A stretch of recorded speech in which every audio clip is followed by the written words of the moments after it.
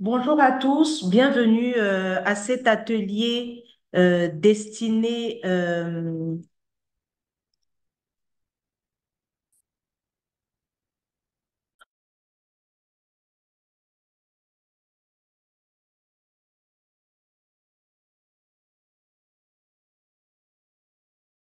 Pardon, j'ai eu un souci technique. Donc, je disais bonjour à tous, bienvenue à cet atelier destiné au développement d'entreprises pour les jeunes entrepreneurs. Donc, nous avons notre experte qui va se connecter, partager son écran, pardon, et puis commencer la présentation. Donc, nous vous demandons de patienter juste quelques minutes. Merci.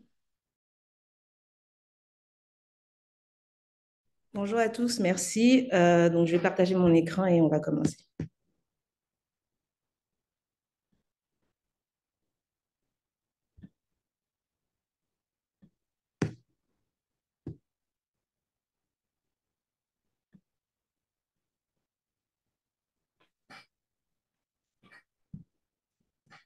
Alors, bonjour à tous. Donc, aujourd'hui, on va parler du business plan et de façon générale, tout ce qui est autour du business plan. Donc, comment obtenir des financements. Bon, beaucoup plus, où est-ce qu'on peut obtenir des financements et comment est-ce qu'on se prépare en fin de compte personnellement pour obtenir du financement pour un projet qu'on a.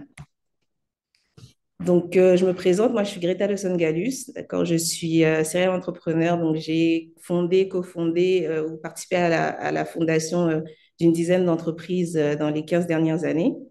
Et je suis aussi consultante et je suis programme manager pour un programme d'accompagnement des startups, donc un accélérateur de startups féminins qui a sa première cohorte au Togo cette année. Donc, l'agenda du jour, donc rapidement, on va faire une petite introduction et pour parler un petit peu de ce qu'on va faire aujourd'hui, le business plan. On va parler des prérequis qui sont nécessaires avant de commencer son business plan. On va rentrer dans la partie technique du business plan, puis la partie financière. On va parler des annexes qui sont très importants pour ne pas surcharger votre business plan. Et puis, je vais vous laisser avec quelques méthodologies et des questions pertinentes à se poser avant de lancer votre business plan. Donc, l'introduction. Donc, le business plan, pour moi, c'est du storytelling. D'accord? Vous racontez une histoire avec le business plan. La différence, c'est que cette histoire est chiffrée, est basée sur des faits et des choses qu'on peut vérifier, d'accord, qu'on peut justifier. Donc, le but de ce document, c'est de vous permettre d'aller à la rencontre de potentiels collaborateurs, de potentiels investisseurs et de pouvoir leur dire, tenez, voici mon projet. Ce n'est pas que dans ma tête, c'est sur papier et ça fait sens sur papier. Donc, je vous invite à lire et à voir comment vous avez envie de collaborer avec nous sur ce projet.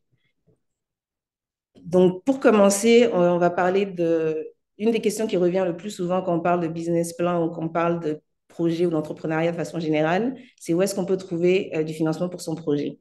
C'est vrai qu'on est dans des écosystèmes en Afrique francophone où c'est, on va dire, difficile de trouver du financement, mais ce n'est pas impossible. Ce qu'on a appris, nous, avec Los Angeles Consulting, avec plusieurs années d'expérience, notamment les nôtres, c'est que les opportunités nous trouvent préparés. Donc, vous pouvez aller vers les institutions bancaires, donc traditionnelles, les banques commerciales, la BOA, Orabank, Ecobank, en fonction du pays dans lequel vous êtes. Vous pouvez aller au niveau des microfinances, d'accord? Ces institutions bancaires ont en commun de pouvoir vous faire un prêt que vous allez rembourser sur une période donnée.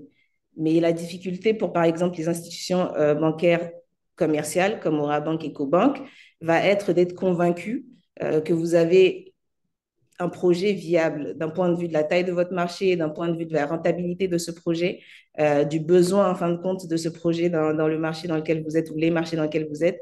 Donc, le vrai travail, c'est de convaincre ces banques-là de vous faire des prêts.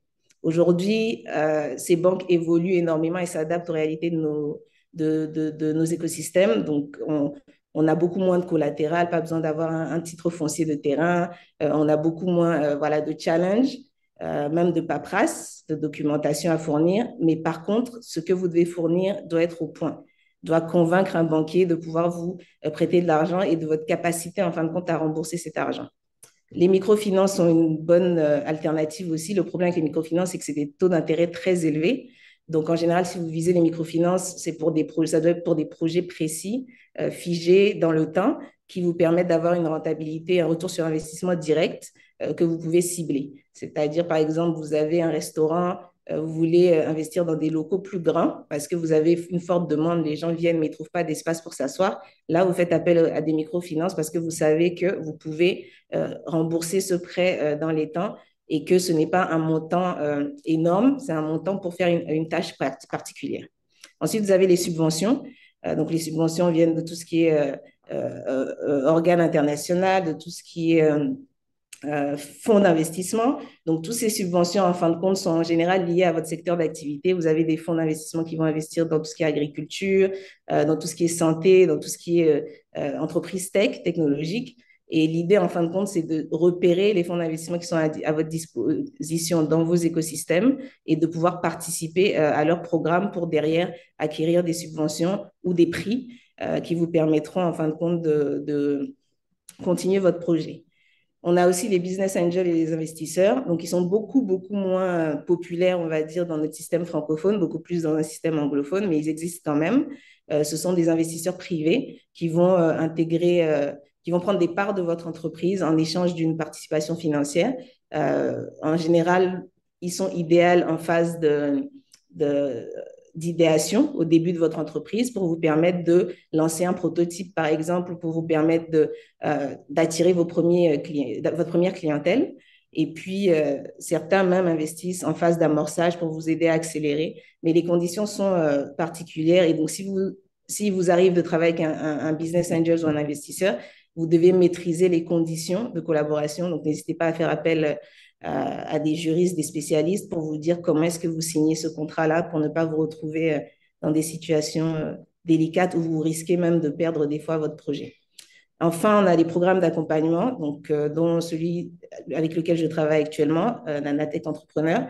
Donc, ces programmes-là ont pour ambition de vous aider à solidifier votre projet, donc que ce soit en travaillant sur la valeur que vous avez pour votre projet, en maîtrisant votre marché ou vos marchés, en vous préparant en fin de compte pour être prêt pour les appels à financement ou les levées de fonds. Donc, ces programmes-là ont l'avantage d'avoir des réseaux, d'avoir des collaborations aussi avec des institutions bancaires, par exemple. Et donc, en intégrant ces programmes, en suivant leur formation et leur accompagnement, vous vous retrouvez très facilement en face d'une institution bancaire et avec beaucoup plus d'armes pour pouvoir avoir des fonds. Donc, je sais qu'au Togo, par exemple, on a le FAEJ qui travaille de pair avec Ecobank. On a Nounia Lab, qui est un programme d'incubation et d'accélération, qui travaille avec la BOA. Voilà, on a différents programmes comme ça qui sont en partenariat avec des institutions bancaires pour faciliter l'accès au financement. Donc voilà pour les endroits où vous pouvez trouver du financement pour vos projets. Maintenant, avant de commencer sur le business plan, on va parler des prérequis. Donc, je considère que pour faire un business plan, ne commencez même pas à essayer de designer votre business plan si vous n'avez pas entamé ces prérequis-là pour comprendre où est-ce que vous vous alignez, en fin de compte, avec votre projet ou votre entreprise dans l'écosystème. Donc, le premier prérequis pour moi, c'est de comprendre votre modèle d'affaires. Il existe plein de modèles d'affaires. J'en ai sélectionné quelques-uns. Et l'objectif avec ces modèles d'affaires, c'est de savoir comment est-ce que vous allez présenter votre offre à votre clientèle et comment est-ce que les flux de revenus seront générés. Donc, vous avez les modèles classiques comme l'abonnement. Donc, tous ceux qui sont chez Canal+, tous ceux qui ont des forfaits téléphoniques, c'est le modèle de l'abonnement. Le modèle dit de l'imprimante, donc les machines à café aujourd'hui ont des dosettes. Donc, vous achetez la machine à café, mais vous devez quand même acheter des dosettes de façon continue pour pouvoir utiliser le produit que vous avez acheté, donc la machine à café. Pareil pour l'imprimante, vous avez les cartouches d'encre qu'il faut acheter au fur et à mesure. Donc, le modèle des freemium, ça marche beaucoup, beaucoup pour les logiciels. Je ne sais pas s'il y en a parmi vous qui utilisent des logiciels, que ce soit de comptabilité, de gestion, ou même des logiciels pour faire des visuels comme Canva. Vous commencez avec un modèle gratuit, mais le modèle gratuit est limité en termes de ce que vous pouvez accomplir. Donc, forcément, vous allez vouloir prendre une option payante une fois que vous utilisez ce logiciel de façon professionnelle pour pouvoir avoir accès à toutes les fonctionnalités. Donc, voilà quelques exemples de modèles d'affaires. L'idéal, ce serait de choisir le vôtre. pour pouvoir savoir comment avancer.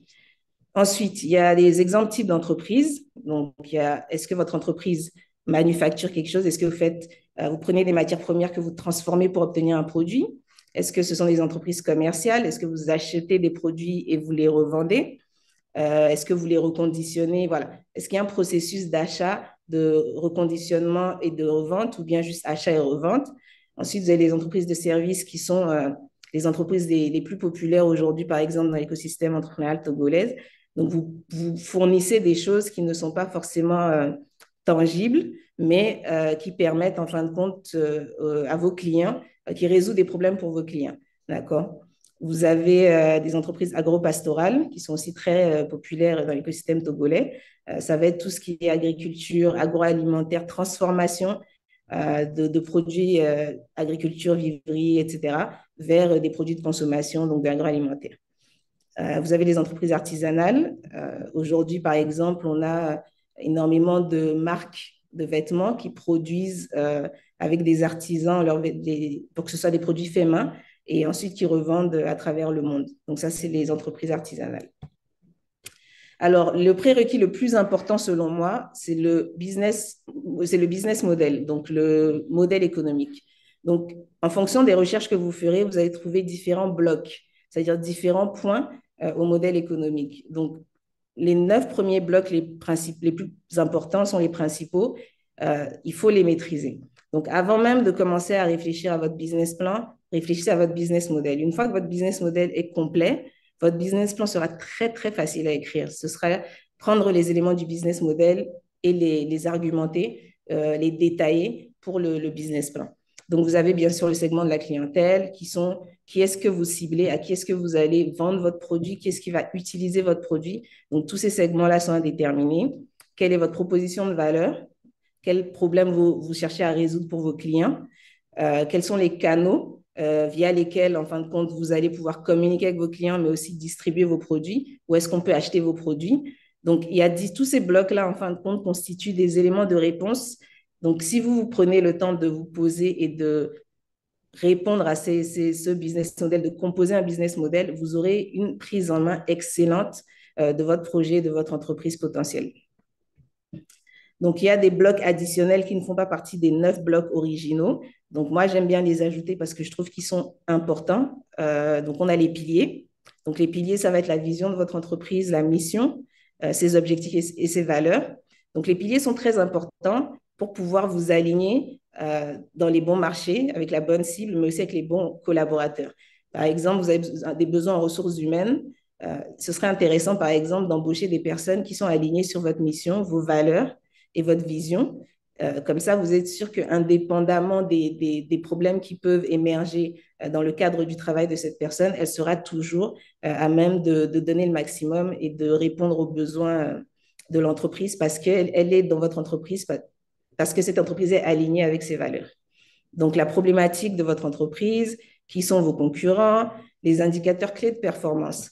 Par expérience, on a remarqué que c'était un sujet un peu on va dire, compliqué chez les promoteurs, les entrepreneurs, les porteurs de projets, c'est qu'on définit nos projets sans définir les éléments qui vont déterminer la réussite de ces projets. Donc, par exemple, vous lancez une école, clairement, un de vos indicateurs, même peut-être l'indicateur clé le plus important, sera, je ne sais pas moi, le taux de réussite aux examens. Donc, plus vous avez un taux de réussite aux examens élevé, plus votre entreprise se maintient plus votre école se maintient dans cette position d'être une école réputée, d'avoir un enseignement de qualité. Et donc, vous allez attirer plus d'élèves ou plus de parents d'élèves qui vont vouloir inscrire leurs élèves chez vous. Donc, les indicateurs clés de performance sont très importants pour votre entreprise. Enfin, on a les exemples de systèmes. Donc, votre projet ou votre entreprise doit fonctionner dans un système, un schéma. Donc, les systèmes nous permettent d'agrandir, en fin de compte, l'entreprise, de scale l'entreprise. J'en ai choisi 2. Donc, le marketing de réseau. Vous connaissez tous sûrement Herbalife et les différentes sociétés, Tupperware par exemple, ce sont des sociétés en fin de compte qui font appel à leurs consommateurs pour pouvoir communiquer ou en tout cas faire grandir leur entreprise. Donc, si vous êtes consommateur Tupperware, vous avez l'option en fin de compte d'organiser des réunions Tupperware avec les gens de votre entourage d'aller démarcher des clients potentiels pour la marque et en contrepartie, vous êtes bien évidemment rémunéré et donc la marque grandit grâce à vous. Il y a aussi le système des franchises qui est très réputé. Il y a Dangote qui fait les franchises avec ses ciments. Donc, n'importe qui a les moyens et qui correspond aux conditions, en fin de compte, de l'entreprise Dangote peut postuler pour avoir accès à la franchise Dangote et distribuer les ciments Dangote dans n'importe quel pays, tant que ça respecte les conditions de l'entreprise. En nourriture, on a l'exemple de Planète Kebab que vous pouvez retrouver dans plusieurs capitales africaines, donc au Sénégal, au Ghana, en Côte d'Ivoire. Donc, c'est le même modèle. Plutôt que de créer votre projet de zéro, vous prenez un projet qui marche déjà chez quelqu'un. En contrepartie, vous lui donnez un droit de franchise et puis une rémunération mensuelle basée sur des pourcentages que vous aurez établis en amont. Donc, les modèles, en fin de compte, les systèmes de votre entreprise sont très importants pour pouvoir scale et grandir votre entreprise et faire grandir votre entreprise. Alors, on va rapidement parler de cette marque Axe pour pouvoir mettre en valeur le business model. Donc, Axe, c'est une marque qui produit des sacs et de la décoration d'intérieur à base de raffia. Donc, ils sont basés au Ghana et ils exportent à travers le monde. C'est une des entreprises ghanéennes qui ont le plus de succès par leur business model qui est très, très tourné vers l'extérieur, vers les marchés extérieurs. Parce que c'est là-bas qu'il y a moins de concurrence, parce que c'est là-bas qu'il y a plus de pouvoir d'achat. Donc, ils ont designé tout leur modèle autour de ce principe-là. Donc, on va revenir rapidement sur le business model. Donc, pour Axe, les partenaires clés rapidement, ça va être les chefs autorités traditionnelles parce que leurs produits sont tissés dans les villages au nord du Ghana. Donc, en général, dans les villages, les femmes sont regroupées dans des coopératives, ou en tout cas, elles sont regroupées sous des associations qui sont dirigées par des chefs ou des chefs même féminines. Donc, l'idée, c'est d'aller vers ces autorités-là et de prendre, en fin de compte, la permission de pouvoir collaborer avec ces femmes-là, puisqu'elles sont déjà organisées pour la plupart. Donc, les activités clés, ça va être par exemple la couture et la coloration. Donc, ils prennent le raffia brut, la matière première, et ils vont transformer cette matière première avec de la coloration pour lui donner des couleurs précises et ensuite les assembler avec de la couture ou du tissage pour pouvoir obtenir le produit fini. Donc, les propositions de valeur, ça va être par exemple, c'est un produit artisanal de qualité, surtout pour la cible, en fin de compte, de Axe, qui est la diaspora étrangère ou même les étrangers, en tout cas une cible internationale. Aujourd'hui, le facteur artisanat, l'artisanat aujourd'hui est considéré comme du luxe. L'artisanat bien fait a une valeur inestimable parce qu'il le compare à un marché qui est saturé par des produits qui sont produits de façon industrielle, venant de la Chine, venant d'autres pays, mais qui, on va dire, qui ont pris moins de temps à produire, certes, moins de coûts, certes, mais qualitativement n'ont pas le même impact. Donc, une autre de leurs propositions de valeur, ça va être leur design unique et attrayant. Vous me direz, par exemple, quand vous allez dans le nord, que ce soit au Ghana, au Togo, au Bénin, vous avez des tisserands partout, vous avez des personnes qui font des paniers avec du raffia. La différence avec Axe, c'est qu'ils ont emmené un design particulier qui leur permet, en fin de compte, de pouvoir se différencier et aussi plaire, en fin de compte, à leur cible. Donc, toutes ces informations sont importantes pour designer votre business model. Donc, que ce soit la structure de coûts, les canaux de distribution, par exemple, Axe a des magasins physiques où ils vendent en détail au Ghana. Ils ont aussi une plateforme de e-commerce, ils vendent en ligne. Ils vendent aussi avec des détaillants, donc des boutiques à travers des concept stores à travers le monde. Ils participent aussi à beaucoup d'événements culturels, des festivals, des foires, tout ce qui leur permet en fin de compte de vendre ce produit, c'est ça leur canal de distribution. Donc, on va passer maintenant au business plan à part entière. Donc, le business plan se compose de deux grandes parties. On a la partie technique, qui est une partie rédactionnelle. Vous racontez une histoire, c'est écrit. Et vous avez la partie financière, qui est une partie chiffrée. Donc, c'est des tableaux financiers, des ratios, tout ce que vous pouvez faire pour convaincre, en fin de compte, l'investisseur d'un point de vue chiffré de la rentabilité de votre entreprise et de la maîtrise, en fin de compte, des besoins de votre entreprise. Donc, on commence par la partie technique. Vous avez l'introduction qui est appelée communément l'executive summary. L'introduction ne doit pas prendre plus de 2-3 pages. C'est vraiment ce qui permettra à l'investisseur potentiel, au banquier potentiel, de se dire « Ah, ce projet m'intéresse, je vais continuer à lire le document ». ou ah, je ne suis pas convaincu, je vais le mettre de côté. Donc, si vous ratez votre executive summary, votre introduction, vous ratez votre business plan. Il n'y a pas de... Parce que très peu de... Si vous êtes un banquier qui reçoit, par exemple, 100 business plans dans le mois, vous n'avez pas envie de lire 100 business plans. Donc, c'est les executive summary qui vont vous donner envie de continuer à lire. Pour moi, par règle générale, il ne doit pas faire plus de 2-3 pages. Plus de 2-3 pages, ce n'est plus un executive summary, ça devient trop détaillé. Donc, trouvez le moyen de résumer vos informations pour qu'ils tiennent en 2-3 pages. Personnellement, je le rédige à la fin. Une fois que j'ai fini de rédiger le business plan, je rédige l'executive summary parce que comme ça, je n'oublie rien des informations les plus pertinentes de mon business plan. Le deuxième point à faire, c'est de présenter les promoteurs.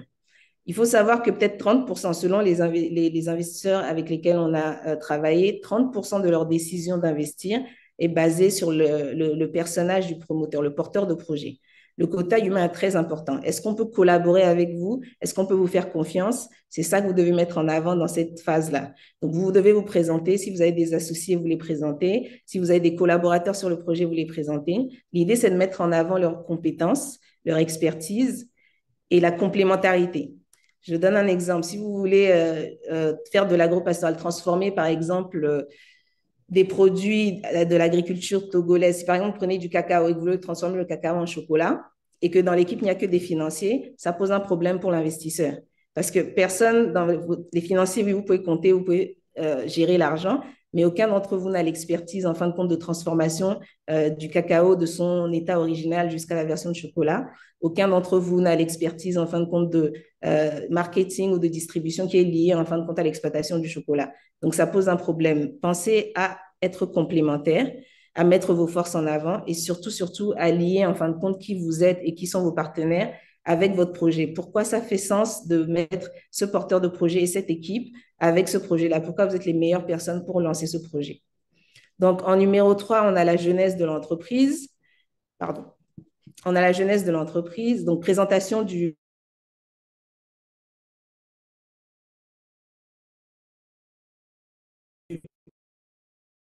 quelles sont vos motivations. On a parlé tout à l'heure dans le business model de votre mission, de votre valeur et de vos objectifs. Donc, c'est le moment de les ressortir ici. Votre produit, votre service, il faut l'expliquer en détail. Si vous avez créé une maquette, il faudra l'ajouter en annexe, mais il faudra expliquer en détail pour que la personne qui lit le document sache exactement de quoi vous parlez. Ne prenez pas le risque, en fin de compte, de ne pas détailler l'explication parce que si on ne comprend pas votre projet, on n'investira pas dans votre projet. Les atouts de votre projet, ses forces et surtout, surtout si vous en avez des pistes d'amélioration, surtout si vous êtes au début, montrez à l'investisseur que vous avez déjà réfléchi et anticipé sur les problèmes que vous pouvez rencontrer et qu'est-ce que vous aimeriez mettre en place pour mitiguer, en tout cas améliorer ces problèmes que vous risquez de rencontrer. Ça prouve que vous maîtrisez votre sujet. Ensuite, on a l'étude de marché. L'étude de marché effraie beaucoup de personnes, mais ça ne devrait pas. Il y a aujourd'hui plusieurs techniques pour faire des études de marché. Il y a beaucoup de documents aussi disponibles en ligne qui vous permettent d'avoir accès à des informations sur vos marchés. Donc, l'étude de marché est très straightforward. Donc, l'idée, c'est d'analyser le marché sur lequel vous voulez vendre votre produit. Est-ce qu'ils sont vos concurrents sur ce marché? Donc, vous analysez la concurrence. Quels sont leurs points forts, leurs points faibles? C'est ici que vous allez utiliser tout ce qui est outils qu'on apprend, que ce soit l'analyse SWOT, donc les forces et faiblesses, l'analyse PESTEL. Personnellement, je trouve que voilà, c'est des choses qui peuvent être intéressantes, mais avant même d'en arriver là, il faut avoir une notion de base, de comprendre qui est sur le marché avec moi et comment est-ce que je gère les personnes qui sont sur le marché avec moi. Donc, vous allez aussi parler de votre valeur ajoutée. Est-ce que vous avez emmené une nouvelle technologie? Est-ce que vous avez créé une innovation? Est-ce que vous travaillez peut-être sur une image de marque? Quand on prend par exemple des stylos, tout le monde connaît les stylos Bic, mais très peu de personnes ont les moyens d'acheter des stylos Montblanc. Et pourtant, ils font exactement la même chose. La différence, c'est l'image de marque du stylo Montblanc qu'on retrouvera chez des présidents de la République, chez des chefs d'entreprise.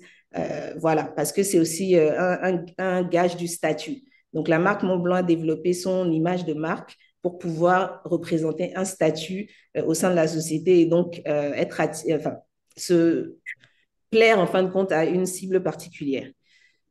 Donc, votre marché, c'est aussi la taille.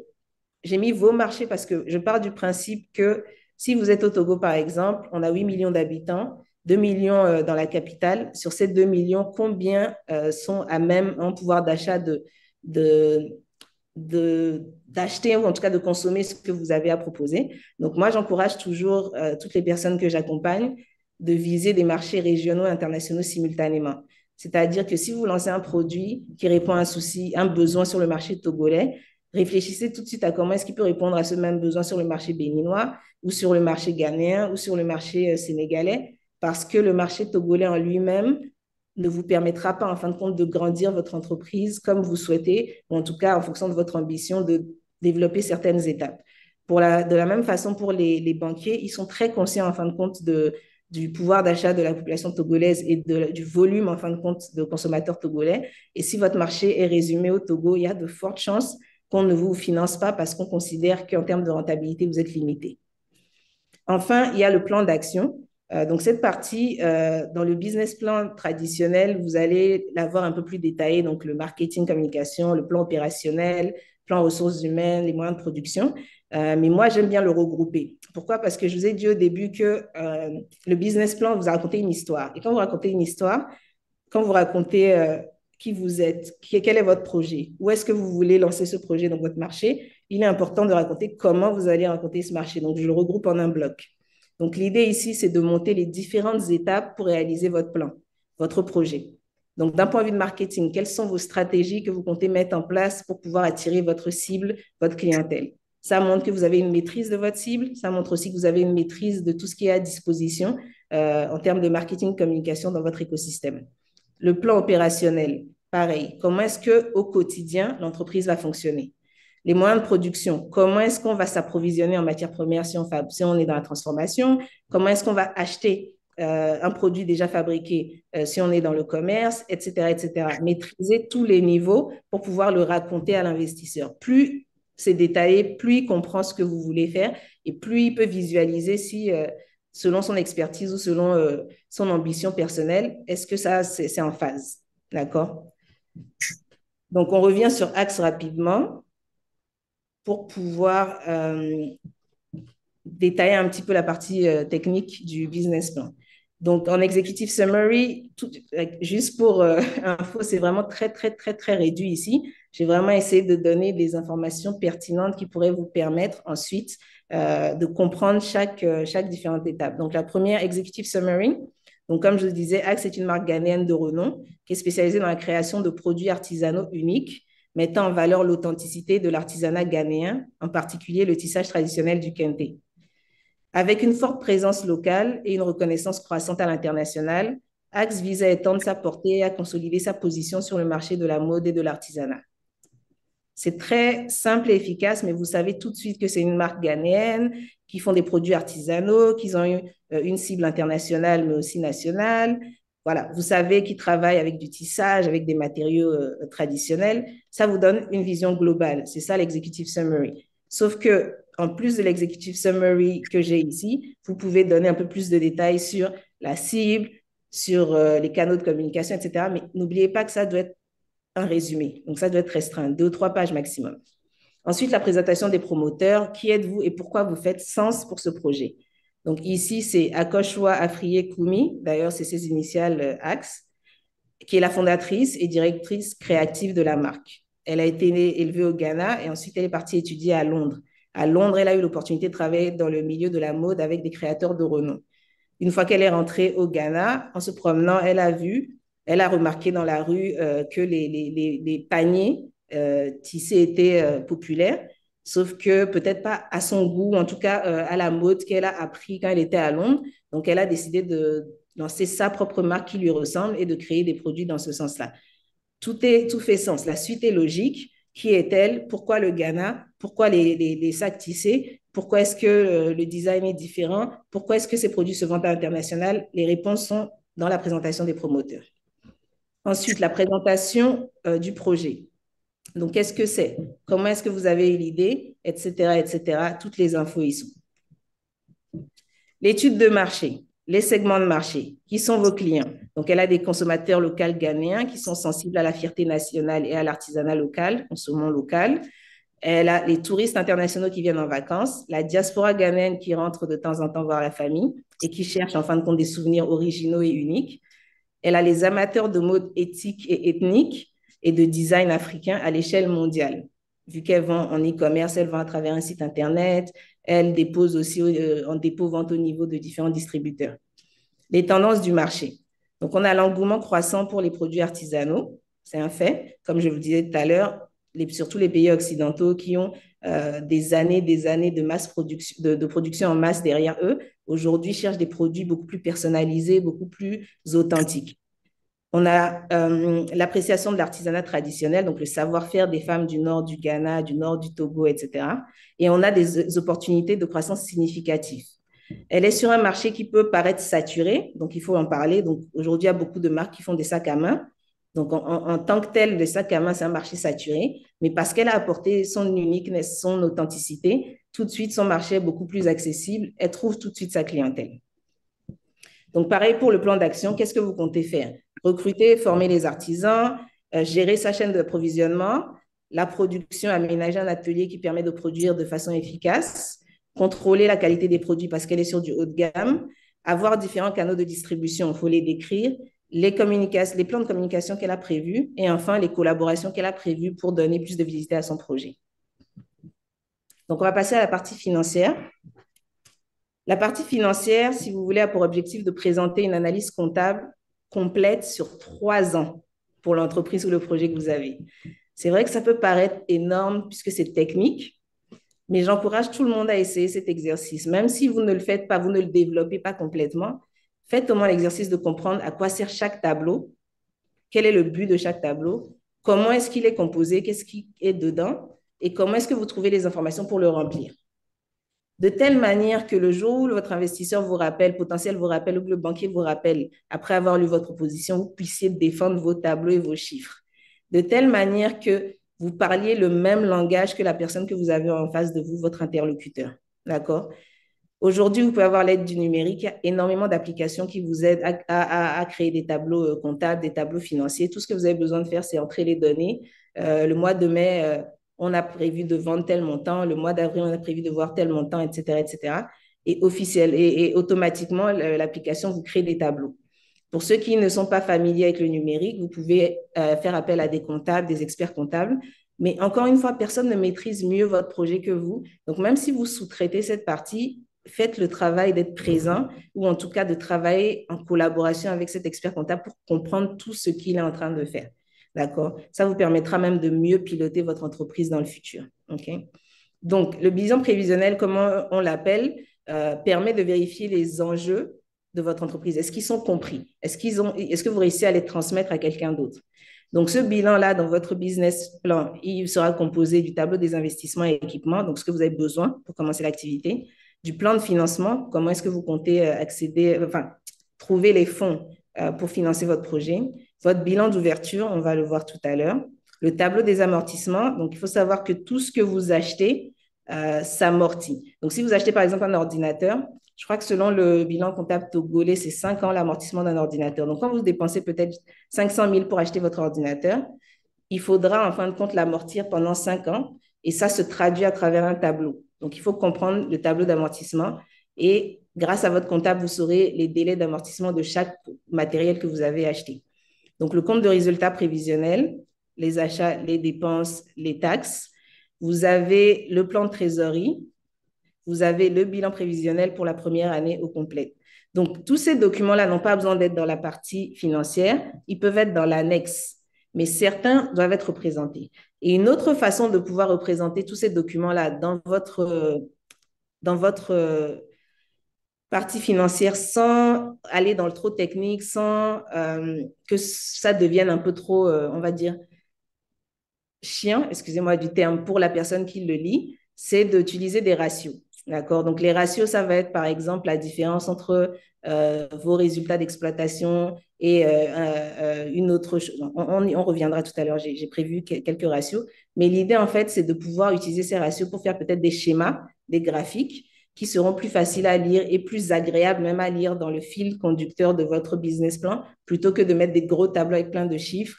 Voilà, donc ces gros tableaux avec plein de chiffres iront dans l'annexe, mais on y reviendra. Dans la partie financière, j'aime aussi ajouter la gestion des risques. Donc, je vous ai parlé un peu plus tôt des indicateurs de performance. Donc, il faut créer un plan de suivi et évaluation. Donc, le plan de suivi et évaluation prend vos critères de performance que vous avez définis. Par exemple, dans le cas de l'école, on veut avoir 80% de réussite aux examens. Donc, ça vous permet de voir, est-ce qu'on a réussi ça? Si on n'a pas réussi, qu'est-ce qui s'est passé? Comment on peut faire mieux? Donc, c'est ça le plan de suivi et évaluation. Donc, vous devez le vérifier à des fréquences précises et vous devez prévoir des choses. Si, par exemple, au lieu des 80%, on a 70%, ce n'est pas la fin du monde, mais on aurait pu mieux faire. On va réfléchir sur comment faire différemment. Si au lieu des 80%, vous avez 50%, là, vous avez un problème et il faut justement prévoir des plans de mitigation. Qu'est-ce qu'on fait à ce moment-là? Comment est-ce qu'on fait pour régler ce problème? Donc, c'est ça la gestion des risques et c'est tout le monde ne le fait pas, mais pour moi, c'est un petit secret en plus qui rassure votre investisseur. Ça veut dire que vous avez pensé à tout, vous visionner, visualiser même dans le futur. Donc, la partie financière, j'ai décidé de vous montrer quelques documents. Donc, le bilan. Le bilan est très important. Il est composé de deux parties, l'actif qui se trouve à gauche et le passif qui se trouve à droite. Dans l'actif, vous avez tous les éléments qui ont une valeur chiffrable. Donc, c'est le patrimoine de l'entreprise. C'est tout ce dont l'entreprise se sert pour travailler, tout ce qu'elle a à disposition pour pouvoir effectuer le travail qu'elle doit faire. C'est l'actif, c'est ce que vous avez et qui a une valeur. Dedans, vous allez trouver les immobilisations, ça veut dire tout ce qui est matériel, fonds de commerce, si vous avez du stock en cours, etc., ce sera dedans. Des actifs circulants, par exemple, vous avez des créances clients, vous avez envoyé des factures aux clients qui n'ont pas encore été réglées à la fin de l'année, bah, vous les mettez dans les actifs circulants, les créances en cours, parce que techniquement, c'est de l'argent qui va vous revenir, mais ce n'est pas encore le cas. Vous avez les disponibilités, donc qui sont la banque et la caisse. Donc, l'idée, c'est d'avoir en fait une idée globale de ce que vous avez, que ce soit en cash, que ce soit à la banque, que ce soit en termes de matériel. Voilà, c'est vraiment ce que vous possédez. Et ces choses-là ont tous une valeur et c'est ça que vous devez écrire dans le montant. De l'autre côté, vous avez les passifs, donc à droite du tableau. Ça, c'est les capitaux propres. C'est ce que vous avez mis en place pour pouvoir démarrer vos activités, par exemple. Donc, ça va être vos économies personnelles, les dons des amis, de la famille, des parents, les subventions gouvernementaux si vous avez l'opportunité d'en avoir, etc., etc. Les emprunts que vous avez fait au niveau des banques. Donc, c'est tout l'argent qui est venu vers vous, encore une fois, pour l'opération de votre entreprise. Donc, c'est ça les passifs. Et ils sont toujours en face des actifs. C'est ça votre bilan. C'est une façon pour l'investisseur ou le banquier de voir exactement où est-ce que vous avez prévu de recevoir de l'argent et quel est le montant que vous avez prévu de recevoir, qu'est-ce que vous avez prévu de dépenser et quel est le montant des choses que vous avez prévu de dépenser dans le bilan prévisionnel et dans le bilan de clôture. C'est de faire un point sur ce que vous avez fait dans l'année avec votre entreprise en termes de chiffres. Vous avez un autre document important, c'est le compte de résultat ou le compte d'exploitation en fonction de la personne qui présente. C'est peut-être l'un des tableaux les plus importants de votre entreprise. Je vous encourage tous à essayer de le maîtriser. Donc, tapez compte de résultats sur Google, YouTube, vous allez avoir plein de retours sur ça pour pouvoir le maîtriser. D'accord? C'est la façon dont vous imaginez, vous construisez votre opération. OK? Donc, vous avez d'abord tout ce qui est produits et ressources, donc ça va être les ventes de vos produits, donc vos chiffres d'affaires prévisionnels, si vous pensez avoir des subventions, les charges, et ensuite vous avez les charges. Donc il y a produits, vos ventes, et ensuite vous avez vos charges. Les charges, ça va être tout ce que vous avez pu acheter, les loyers que vous avez à payer, les amortissements donc, dont on a parlé la dernière fois, des investissements que vous avez faits, les frais du personnel, vos salariés, etc. Donc vos charges, les dépenses que vous allez faire. OK? Quand vous allez faire ce tableau, vous devez prendre en compte les différentes fluctuations que vous allez avoir potentiellement.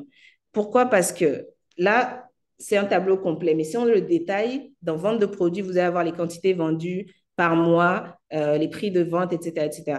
Donc, pareil pour les dépenses. Donc, prenez en compte que si vous êtes dans la restauration, par exemple, il y a certains mois où vous allez avoir plus de clients. Au Togo, par exemple, le mois d'août est le plus gros mois pour la restauration parce qu'on a tous les vacanciers, toute la diaspora qui arrive à Lomé et qui consomme non-stop. Pareil pour le mois de décembre. D'un autre côté, en termes de dépenses, vous avez des périodes où les tomates sont excessivement chères. Donc, à ce moment-là, ça va être très compliqué de vous approvisionner dans des tomates fraîches au même prix que vous êtes approvisionné il y a de cela 2 mois. Donc, clairement, il y a une fluctuation et donc, vous devez prendre en compte tous ces petits détails-là dans vos projections Encore une fois, pour que ce ne soit pas complètement linéaire, parce qu'aucune entreprise est linéaire, et aussi pour que les investisseurs comprennent, enfin, voient que vous comprenez vraiment le travail que vous êtes en train de faire ou le projet que vous êtes en train de lancer, parce que vous voyez toutes les petites subtilités que vous allez être amené à avoir. Donc, on va encore prendre l'exemple de Axe pour vous montrer le compte de résultats. Donc, Axe, on est sur du haut de gamme. Donc, on a le sac de Axe peut se vendre facilement 20 000, 25 000 francs, un sac à main. Sur la déco intérieure, c'est encore plus cher. Encore une fois, c'est du haut de gamme. Par exemple, ils peuvent avoir des commandes auprès d'un distributeur aux États-Unis qui va demander 500 sacs. Et ces 500 sacs-là vont prendre peut-être 3 mois à fabriquer ou 4 mois à fabriquer, alors que les 500 sacs, si vous le produisez en usine, ça prendrait peut-être un mois maximum. Mais le producteur qui l'achète aux États-Unis à ce prix-là, avec ces délais d'attente-là, c'est que derrière, il va pouvoir capitaliser dessus, soit sur son marketing, soit sur ses prix de vente. Donc, c'est rentable pour les personnes qui sont intéressées. C'est pour ça qu'il faut connaître votre cible. En général, quand vous allez lancer un produit, vous allez toujours avoir des gens qui vont dire, oh, c'est trop cher, c'est pas votre cible. Ou soit c'est votre cible, mais dans ce cas, c'est vous qui avez fait un mauvais calcul parce que vous n'êtes pas adapté à votre cible. Donc vraiment, définissez qui est votre cible, comprenez leur pouvoir d'achat, comprenez leurs besoins, et c'est comme ça que vous fixez en fait vos prix de vente, etc. Donc voilà un exemple de compte de résultat. Donc vous avez les produits, les ventes de produits, les subventions et aides, notamment parce que un projet comme Axe, qui travaille avec des coopératives de femmes dans le nord du pays, va forcément inviter l'attention du PNUD, va inviter l'attention de différents fonds ou bailleurs de fonds qui sont intéressés pour soutenir ou en tout cas encourager l'indépendance économique des femmes dans les zones rurales. Donc, tout ça va lui apporter des subventions et aides potentielles qui seront inclus dans la partie produits d'exploitation. Donc, ensuite, autres produits, donc les ventes qu'elle a pu faire qui ne sont pas classées dans les ventes de produits classiques.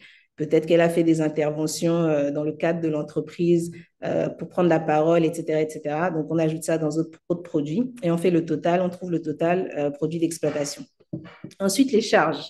Donc, j'ai pris les matières premières. Donc, elle doit acheter le raffia, elle doit acheter la teinture, les cols, le fil, les machines, etc.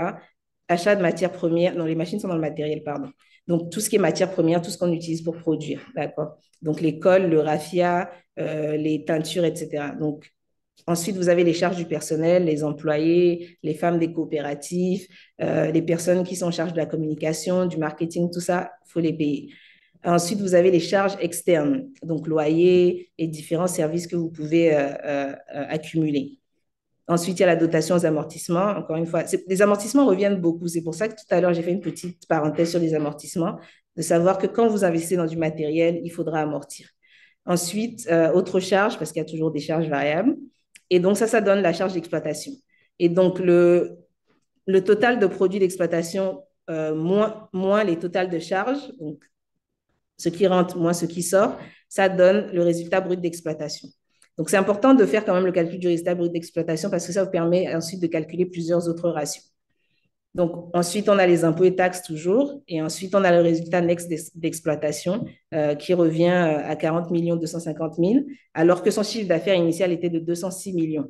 C'est important. En fait, j'ai pris ces exemples-là et ces chiffres-là pour vraiment mettre l'accent sur le fait, quelque chose qui revient souvent dans nos accompagnements, la poche de l'entreprise n'est pas votre poche. Et quand on dit ça, ce n'est pas anodin, c'est parce que si vous voulez vraiment faire grandir votre entreprise et faire en sorte qu'un investisseur vous regarde, vous devez avoir la discipline de pouvoir différencier les différents types de revenus et savoir qu'est-ce que vous pouvez allouer à quelle activité. D'accord? Donc, c'est important de voir que même si vous vendez énormément en chiffre d'affaires, une fois que vous enlevez tout ce qui est charge, normalement, vous revenez à un montant qui est réel et qui doit prendre en compte toutes les réalités de votre entreprise. Donc, même en fixant vos prix, faites attention à avoir des prix qui peuvent couvrir vos charges et ensuite vous laisser des résultats. Donc, on va parler ensuite de l'annexe. Donc, si vous suivez bien, on a eu la partie technique, la partie financière, c'est les deux gros corps du business plan et les annexes. J'aime beaucoup, beaucoup les annexes parce que les annexes, en fait, vous permettent de rendre votre business plan beaucoup plus fluide. C'est-à-dire que si vous enlevez tout ce qui est gros tableau, grosse maquette, gros rapport technologique par rapport à votre innovation, etc., dans le business plan, vous vous retrouvez avec un document qui raconte une histoire, qui raconte votre histoire, même avec des chiffres, même avec des ratios, mais on prend plaisir à le lire. C'est bizarre à dire, mais vous avez en face de vous des personnes qui sont comme vous, donc qui ont envie, en fait, qu'on leur raconte des histoires. Donc, si vous faites un document trop technique à l'heure d'aujourd'hui, vous perdez vos chances. Donc, les annexes sont là pour vous aider. La question à se poser pour votre annexe, c'est quelles informations détaillées peuvent servir à réaliser mon objectif? D'accord? Donc, l'objectif ici, c'est la recherche d'investissement. Donc, pour la partie technique, il est bien d'ajouter tout ce qui est innovation du projet. Donc, qu'est-ce que vous avez emmené de différent? Qu'est-ce que vous avez créé de nouveau? Répondre vraiment et confirmer toutes les questions que l'investisseur potentiel se pose. D'accord? C'est l'occasion de mettre vos CV pour montrer votre expérience. C'est l'occasion de mettre, comme j'ai dit, des plans, des designs, des maquettes en fonction de votre projet. Tout ce qui est documents juridiques et administratifs pour montrer en fait comment est-ce que vous évoluez en fin de compte dans l'établissement de votre projet. Les lettres d'intention, par exemple, des personnes avec qui vous avez travaillé dans le passé qui sont réputés et qui peuvent, en fin de compte, vouch, en fin de compte, vous représenter, enfin, se porter garant, pardon, sur vos capacités à gérer le projet ou à porter ce projet, pourquoi vous êtes la meilleure personne pour ce projet. Si vous avez la chance d'avoir déjà des commandes clients ou des contrats clients, c'est l'occasion de le mettre pour montrer à vos investisseurs que, ah, on vient de commencer ou on est encore en phase d'idéation, mais on attire l'attention de clients potentiels. Et voilà la preuve, on a quelques commandes, quelques intérêts ou quelques lettres d'engagement, etc. Ensuite, un calendrier de réalisation des activités, c'est très, très, très important.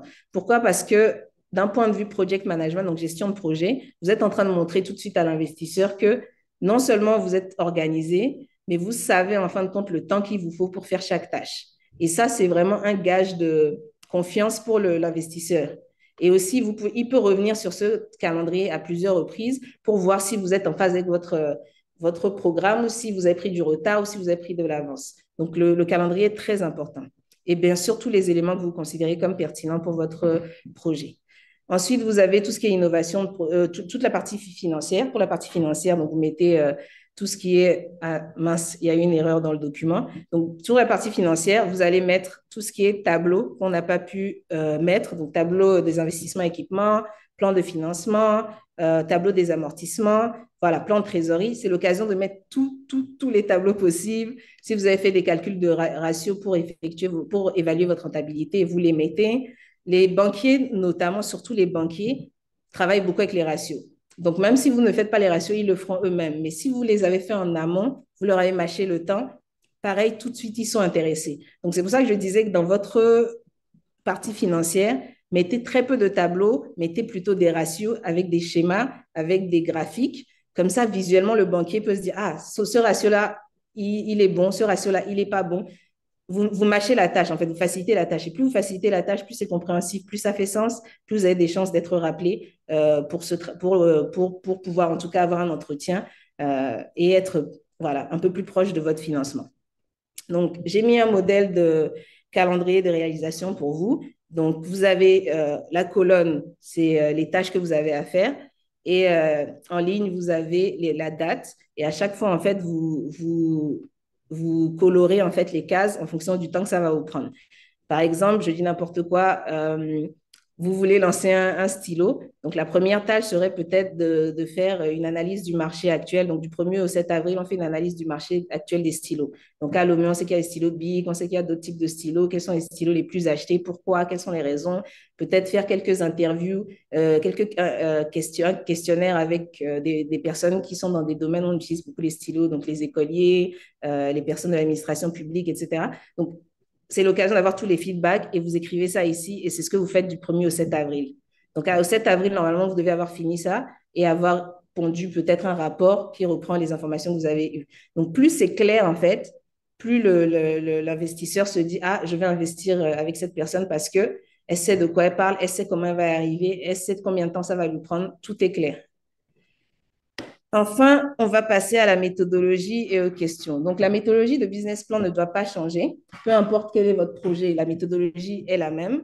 Executive summary, donc introduction, partie technique, partie financière, annexe. Ne modifiez pas, ça fait sens depuis la nuit des temps. C'est comme ça que les investisseurs réfléchissent, c'est comme ça que les banquiers réfléchissent.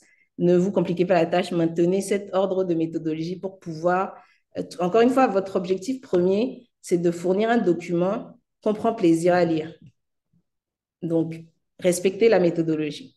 Les pièges à éviter, la mise en page, l'orthographe, on pense que voilà, c'est normal, il faut, enfin, tout le monde le sait, sauf que non, vous serez surpris. Donc, un document qui est mal mis en page, où il y a différentes tailles de police, différentes tailles de texte, plusieurs couleurs, ce n'est pas agréable à lire. Un document où toutes les phrases, on voit des orthographes, il manque un S ici, il n'y a pas d'accent ici, c'est un problème. Donc, faites attention à ça. Évitez que ce soit trop technique, utilisez les annexes. Répondez à des questions concrètes. Vous êtes en train de raconter une histoire. Donc, pour chaque partie, posez-vous la question en relisant, est-ce qu'à travers ce paragraphe, j'ai répondu à une question pour l'investisseur potentiel ou est-ce que je fais juste du blabla? Parce que ça aussi, personne n'aime le blabla. Donc, répondez vraiment à des questions. Avec chaque paragraphe de texte, répondez à des questions concrètes. Donc, maîtrisez votre business plan. Donc, pour ça, il faut maîtriser votre business model. Ensuite, maîtriser votre partie chiffrée pour pouvoir répondre à toutes les questions qu'on va vous poser. Pardon, est-ce que... Non, je crois que c'est bien. OK. Ne sous-estimez pas l'importance de l'équipe dirigeante. Donc, au moment de composer vos équipes, faites attention à qui est-ce que vous choisissez. Ne prenez pas juste vos amis, prenez des gens, des amis avec des compétences, prenez des collaborateurs avec des compétences clés. Allez rechercher des personnes qui ont les compétences dont vous avez besoin pour votre projet. D'accord? Et enfin, modifiez votre business plan en fonction du lecteur, surtout l'executive summary. Ce n'est pas la même chose si vous êtes en face d'un banquier, si vous êtes en face d'un business angel, donc un investisseur privé. Voilà, ils n'ont pas les mêmes intérêts, ils n'ont pas les mêmes. Voilà, le banquier, son focus, c'est est-ce que vous allez pouvoir rembourser dans les temps? Est-ce qu'on va pouvoir vous accompagner? Est-ce qu'on va pouvoir être des accompagnateurs si votre entreprise devient multimillionnaire, par exemple? Est-ce qu'on va pouvoir tisser cette relation de travail ensemble? Et est-ce qu'on va pouvoir avoir un retour sur investissement par rapport au prêt que vous avez fait? Le business angel et l'investisseur, en général, ils parlent en termes de part d'action dans vos entreprises. Donc, est-ce qu'il va prendre 15%, 20%, 5%? C'est à vous de déterminer ça. Et n'oubliez pas que à partir d'un certain montant, vous pouvez même perdre le pouvoir décisionnel, perdre la majorité. Donc, faites très attention quand il s'agit des business angels et des investisseurs. Ensuite, vous devez aussi vous poser des questions pertinentes. Quel est c'est ce que je disais tout à l'heure, les actions. Quelle part de capital est-ce que je veux donner si jamais je pars avec un business angel? Pour les remboursements de prêts, quelle durée est-ce que je peux aménager? Quel pourcentage est-ce que je peux aménager? Euh, les investisseurs, est-ce que je les veux en amorçage, c'est-à-dire au début, quand mes activités se lancent, ou est-ce que je les veux en développement d'entreprise? C'est que là, on est bien installé, on a envie d'intégrer un marché, je ne sais pas moi, en Afrique de l'Est, on a besoin de soutien, on a besoin d'un investisseur pour investir, pour qu'on puisse avoir les moyens, que ce soit de ressources humaines, de production, d'opérations pour y aller. Toutes ces questions sont très, très, très importantes avant d'écrire votre business plan ou même avant d'aller en entretien en face d'un investisseur parce que plus vous avez les réponses, plus ils auront envie d'investir avec vous. Donc voilà, dernier point très important, toutes vos réponses à ces questions doivent être dans le business plan et le business plan pour moi ne doit pas faire plus de 20 pages. Donc l'executive summary fait 3 pages max, le business plan fait 20 pages maximum. Parce qu'encore une fois, vous avez en face de vous des personnes qui reçoivent des dossiers tous les jours. Facilitez-leur le travail de compréhension, de lecture de votre projet pour avoir plus de chance. Donc voilà, merci à tous pour votre attention. Si vous devez retenir quelques points importants aujourd'hui, c'est suivez la méthodologie qui existe, elle fonctionne. Faites les prérequis, donc tout ce qui est business model, maîtrisez votre entreprise grâce au business model. C'est vraiment un outil incroyable pour vous permettre de maîtriser votre entreprise. Comprenez exactement en fait quels sont les avantages que vous emmenez sur le marché avec votre produit. Si vous ne trouvez pas d'avantages, si vous voyez que votre produit fait exactement la même chose que quelqu'un d'autre, retravaillez-le. Vraiment, aujourd'hui, si vous voulez du financement, c'est difficile d'avoir du financement si vous n'apportez pas un apport concurrentiel, quelque chose qui est différent de ce qui se fait déjà, quelque chose qui est innovant, quelque chose que personne d'autre n'a fait pour l'instant. Donc, c'est des petites touches. Hein. Vous pouvez ouvrir un restaurant. Quel restaurant il n'y a pas à Lomé? D'accord? Quel type de cuisine il n'y a pas encore à Lomé? Quel type de présentation de plat il n'y a pas encore à Lomé? Quel type, voilà, c'est comme ça que vous devez réfléchir pour pouvoir sortir du lot et convaincre enfin des investisseurs. Donc, merci pour l'attention. Je ne sais pas si on a prévu des questions, mais si c'est le cas, je serais ravie de les prendre.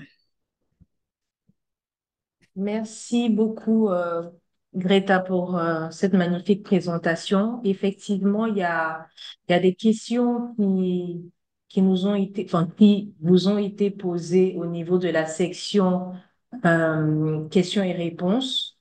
Super. Euh, donc, il nous reste, on va dire, une dizaine de minutes. Je vais vous les poser et puis vous pourrez y répondre au fur et à mesure. Est-ce que ça vous convient? Parfait, allons-y. D'accord. Donc, en termes d'études de marché dans nos pays, notamment ici au Togo, y a-t-il des outils comme l'INSEE en France pour avoir des données fiables? Dans votre propre expérience, comment avez-vous réussi à faire vos études de marché pour votre business à succès, pour vos business à succès au Togo? D'accord, merci pour la question. C'est vrai qu'on a moins. Alors, il y a je pense qu'il y a quelques entités, les noms m'échappent toutes, mais je pourrais revenir là-dessus. Mais moi, personnellement, je me fais confiance à moi-même et à mes équipes, donc on va sur le terrain.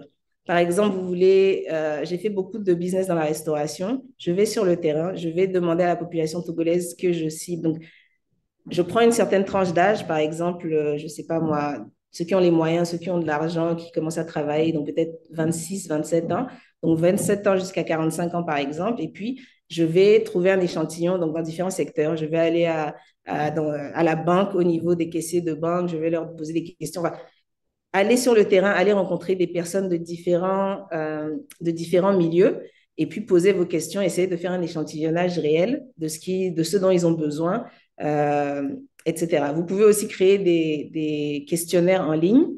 Sur Google, par exemple, vous avez l'option de faire Google Form, des questionnaires Google que vous pouvez partager dans des groupes WhatsApp, dans des groupes Facebook. Essayez de faire en sorte que le questionnaire ne soit pas trop long. Et puis aussi, ce qui peut être intéressant avec ça, c'est que tout de suite, vous gagnez une base de données de potentiels clients, mais vous avez des réponses réelles de la population togolaise réelle qui vous donne les informations dont vous souhaitez avoir. Maintenant, si vous allez sur Internet et vous tapez par exemple, je ne sais pas moi, pourcentage de la population togolaise qui consomme, vous allez trouver des informations. C'est juste qu'elles sont soit trop loin, elles datent de trop longtemps, ou soit l'échantillonnage n'a pas été fait réellement dans votre marché. En tout cas, peut-être que ça a été fait dans d'autres villes du pays, etc. Donc, moi, je vous encourage vraiment à faire ce travail vous-même, ne serait-ce que pour gagner en fait une base de données clientèle. Je ne sais pas si j'ai répondu à votre question. Merci, Madame Greta. Une autre question. Est-ce une obligation de certifier par un expert un plan d'affaires que nous voulons présenter à une banque? Non, bien sûr que non. Rien n'est obligatoire. Moi, j'encourage toujours à faire relire par quelqu'un d'expérimenté, soit dans le domaine de la comptabilité, des finances, soit quelqu'un qui a déjà créé des entreprises ou qui a eu des prêts. Donc, j'encourage en fin de compte la relecture parce que votre cerveau sait ce que vous voulez dire, mais est-ce que vous le dites réellement? Donc, j'encourage la relecture, mais vous n'êtes pas obligé de certifier, non. D'accord. Merci. Il est enfin, vous avez parlé, vous avez mentionné des applications et des logiciels qui permettent de faire des tableaux au niveau de la Mhm. partie financière. Est-ce que vous pouvez nous partager quelques noms de certaines de ces applications et de ces logiciels? D'accord. Donc, au Togo, vous avez, je pense, le meilleur rapport qualité-prix actuellement, c'est Odoo.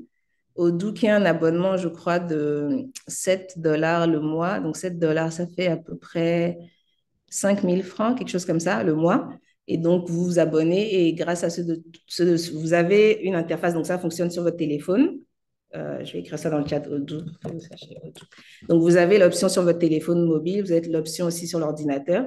Et donc, vous avez différentes fonctionnalités. Donc, vous pouvez faire point de vente, donc caisse, vous pouvez faire comptabilité, finance. Donc, c'est très, très, très intuitif. Vous avez des gros visuels, des gros signés. Donc, vous appuyez sur les boutons et puis vous rentrez les données. C'est très, très, très facile. Odoo est très bon. Je sais qu'il y a aussi, toujours dans l'écosystème africain, il y a Kiwa, je vais écrire ça aussi, c'est une option ivoirienne. En île Maurice, ils ont développé une option que j'aime beaucoup aussi qui s'appelle OpenFlex. Donc voilà un peu ce que j'ai comme ça de tête. Mais sinon, à l'international, vous avez des grands logiciels, hein. Vous avez par exemple Sage, Sage qui a une version mobile et tablette, donc, mais un peu plus cher quand même. Vous avez aussi QuickBooks. très, très efficace, mais un peu plus cher aussi quand même. Donc, tout dépend en fin de compte des moyens que vous avez à disposition. Maintenant, je pense qu'il y en a d'autres aussi qui ne sont pas payants, mais du coup, qui sont un peu plus limités. Donc, vous ne pouvez pas peut-être mettre beaucoup de données dedans, etc. Je n'en ai aucun comme ça de tête, mais si vous tapez sur Google logiciel gratuit de comptabilité ou de gestion financière, ils vont vous faire des propositions, au moins pour que vous essayiez, pour faire une prise en main avant de dépenser de l'argent pour les logiciels payants. Mais si vous, une fois que l'entreprise est lancée, il serait idéal d'investir dedans parce que ça vous mâche le travail, ça vous facilite la vie. Vous avez une vision complète de ce qui se passe dans votre entreprise en tout temps, donc c'est génial. Parfait, merci. Est-ce qu'il existe des plateformes, events, cabinets connus qui permettent de pitcher devant des business angels? Au Togo, à part les programmes, je n'en connais pas. À l'international, il y en a beaucoup. Mais au Togo, la meilleure façon, c'est de passer par des accompagnateurs. Donc, vous avez donc le FAEJ, mais si vous ne voulez pas forcément travailler avec une institution gouvernementale, vous avez aussi, récemment, il y a Togocom qui a fait Dagan Connecté. Vous avez le programme Nanatech avec lequel je travaille. Vous avez vraiment, Nounia Lab, vous avez Prodigit qui est fait par la GIZ. Enfin, tapez incubation, incubateur, accélérateur au Togo, vous allez avoir une liste complète. Il y en a pas mal. Et l'avantage, en fait, avec tout ça, c'est que ils sont soit affiliés à des institutions financières, soit à des investisseurs, euh, ou soit, voilà. En tout cas, ils peuvent vous donner tout ce dont vous avez besoin pour être investment ready, donc prêt pour l'investissement, et savoir pitcher, savoir faire un business plan, voilà. Et du coup, ces gens-là peuvent relire pour vous et vous dire exactement ce qu'il faut améliorer, ce qu'il faut changer, ce qu'il faut. Ouais. Donc, moi, je vous invite à rechercher. Il y a beaucoup de programmes dans ce sens en ce moment au Togo. N'hésitez pas à participer, à vous inscrire avec votre projet et à saisir ces opportunités-là. Vous avez beaucoup mentionné le Togo. Est-ce que vous en connaissez dans la sous-région, Yes. mais le Togo? Yes, désolée. Donc, à Abidjan, vous avez Digifam, vous avez le programme Youth of Africa, qui est, je pense, un programme du GIZ avec la Banque africaine de développement. Donc, vous avez plein de programmes. Au Sénégal aussi, vous avez plein de programmes dans ce sens-là. On est vraiment dans cette, on va dire, dans cette ère, dans cette période de temps où la tendance est vraiment à l'accompagnement des entrepreneurs en Afrique. Donc, vraiment, tapez accompagnement entrepreneur Afrique et le pays dans lequel vous êtes. Je vous garantis que vous allez voir une bonne liste pour pouvoir postuler. Et je vous invite à être très actif aussi sur LinkedIn. Suivez tout ce qui est bailleur de fonds, donc la BOAD, la BIDC, voilà, la Banque centrale. Ils font souvent aussi des programmes d'accompagnement, ou en tout cas, ils soutiennent des programmes d'accompagnement. Donc, ils vont partager, ils vont faire la publicité sur ça. Donc, n'hésitez pas à être au taquet pour vous tenir informé, quoi. Soyez vraiment présent dans l'écosystème entrepreneurial de vos pays. Merci, madame. Est-ce que vous pensez qu'il est un plan de suivi et évaluation est adapté à tous les projets, surtout notamment pour quelqu'un qui serait dans le domaine des services? Complètement. Complètement. Like, même pour vous à la maison, genre dans votre vie familiale, un plan de suivi et évaluation, c'est une bonne idée. C'est vraiment juste une façon on va dire, former votre cerveau à faire des mises à jour constantes, à se remettre en question, à vérifier si vous accomplissez ce que vous voulez accomplir ou est-ce qu'il faut faire différemment. C'est aussi l'occasion d'anticiper sur les problèmes qui peuvent arriver dans le futur. Donc, vraiment, vous prenez de l'avance en fait sur vos business. Moi, personnellement, les plans de suivi et évaluation m'ont permis de sortir du lot vraiment dans de nombreuses occasions dans mes entreprises, même en tant que consultante. Je pense vraiment que c'est une plus-value énorme qu'on n'enseigne pas assez malheureusement. Merci. En tant que consultante, combien de temps cela vous prend pour faire un business plan sur un domaine relativement nouveau? Sur un domaine relativement nouveau, c'est-à-dire que le produit est nouveau, le produit ou service est nouveau ou l'industrie est nouvelle, je ne sais pas. Mais un business plan en général, tout dépend du niveau enfin, de la compréhension du projet du porteur et aussi du niveau d'avancement. Est-ce qu'il a déjà fait ses études de marché? Est-ce que voilà, il a fait un business model? Donc, toutes ces choses-là sont à prendre en compte. Mais on varie. Je pense que le plus rapide qu'on a fait, c'était 2 semaines. On avait 2 semaines parce que la personne avait une opportunité avec un business angel. Elle est venue nous voir. On a eu 2 semaines pour monter un dossier pour avoir du financement et elle a obtenu son financement. Mais elle avait un très bon projet aussi. Ouais, c'est très important, la Oui, qualité du projet. très, très OK. important. Très important. On a une question de novice. Donc, lorsqu'un investisseur accepte de nous accompagner juridiquement, Mhm. est-ce que juridiquement, ils sont forcément actionnaires? Alors, Et, mhm. et Allez-y. jusqu'à quel moment on peut prétendre être autonome, c'est-à-dire détenteur à 100% du patrimoine de son business? D'accord, ça c'est une très bonne question. Donc, pour la première partie, tous les investisseurs voudront quelque chose, surtout si les investisseurs privés, ils voudront une part du business. En général, les investisseurs ou les business angels ont des portfolios, donc des catalogues en fait de business dans lesquels ils investissent parce qu'ils ont fait des recherches au préalable et ils se sont dit, OK, sur le marché francophone africain, par exemple, la tendance est à tout ce qui est start-up technologique, start-up tech pour faciliter la vie au quotidien. Donc, tech dans la santé, ça peut être dans la gestion. Là, par exemple, on parlait des entreprises de gestion de comptabilité. Malheureusement, il n'y en a aucune qui est vraiment réellement togolaise pour l'instant, qui est bien développée. Donc, voilà, toutes ces choses-là sont vraiment le vent en poupe. Donc, vous avez, par exemple, des investisseurs qui veulent investir dans ce catalogue-là parce qu'ils savent que dans 10 ans, dans 15 ans, ça va leur apporter énormément d'argent. Donc, ces personnes-là investissent pour avoir une part du gâteau, quoi. C'est vraiment, quoi qu'il arrive, ils vont prendre une part du gâteau. Comment est-ce que vous déterminez cette part du gâteau? C'est le travail qu'il faut faire en amont, notamment avec un juriste ou un cabinet d'avocats qui vous permettra donc déjà de faire une petite évaluation de votre entreprise et de pouvoir savoir jusqu'à quelle hauteur vous pouvez bénéficier, à quelle hauteur vous pouvez faire entrer des gens dans votre capital, surtout en fonction de la vision que vous avez. Donc, si vous voulez vraiment une entreprise que vous pilotez et que vous êtes, c'est votre vision, vous y croyez fortement, oui, l'idéal, c'est de ne jamais dépasser un certain niveau. Maintenant, si vous voulez créer quelque chose et le rendre immense et être juste fier de cette création, là, vous pouvez avoir des investisseurs qui ont plus de 60% même, parce qu'à la fin de la journée, le projet, vous n'avez pas besoin qu'il soit le vôtre, vous avez besoin qu'il réussisse, parce que peut-être qu'il répond à un besoin réel, où voilà, il trouve des solutions vraiment réelles pour des personnes dans votre écosystème, donc vous avez envie qu'ils voient le jour. Et là, vous abandonnez des droits de décision, etc., quoi. Et donc, jusqu'à quand est-ce que vous pouvez être à 100%? Je dirais Alors, moi, personnellement, j'ai réussi à être à 100% jusqu'à ce que je voulais intégrer de nouveaux marchés.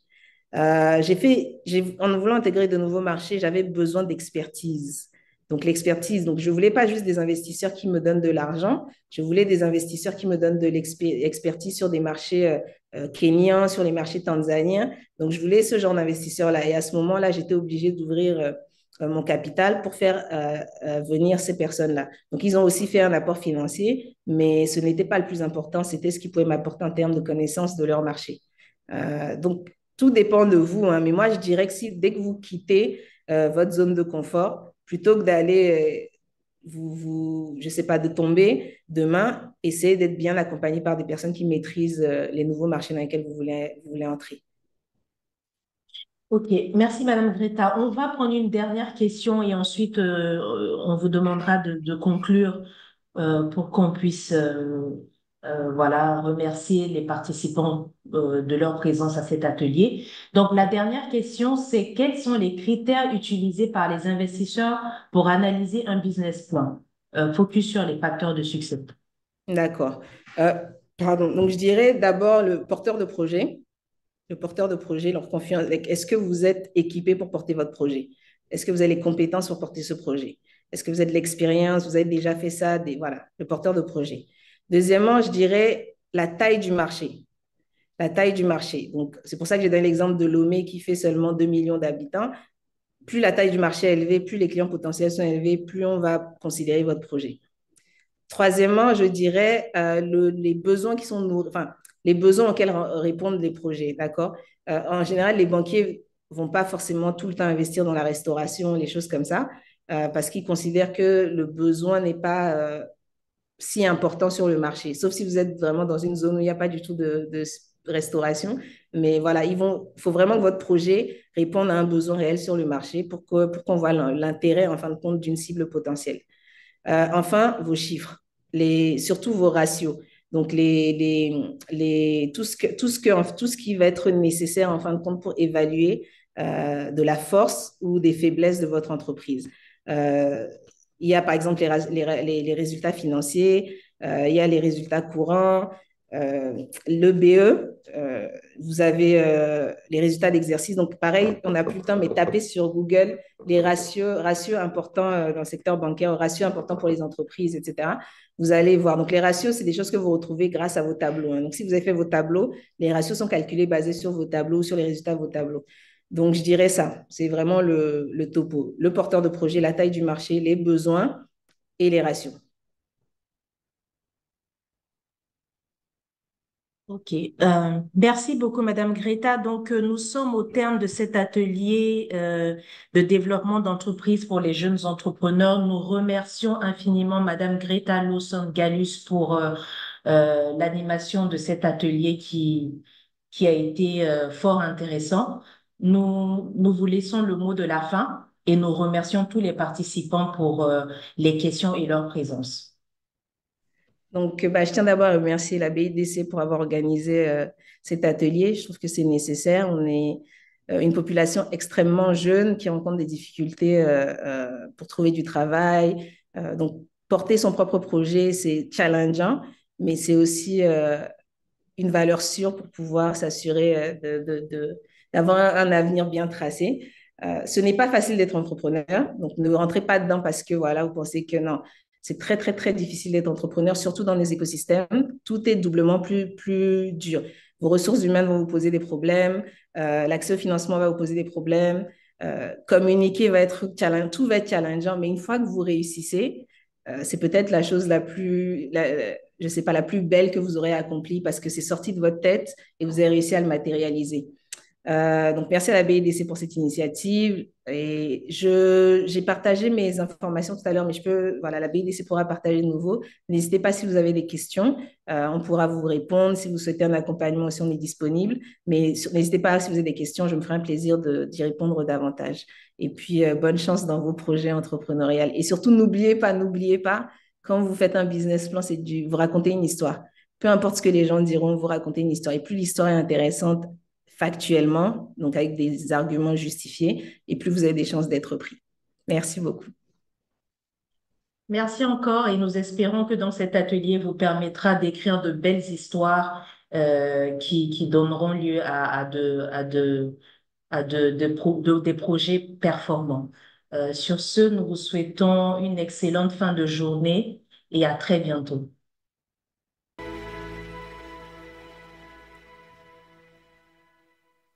We are EBID. EBID, transforming ECOWAS communities. We have more information for you at www.bidc-ebid.org.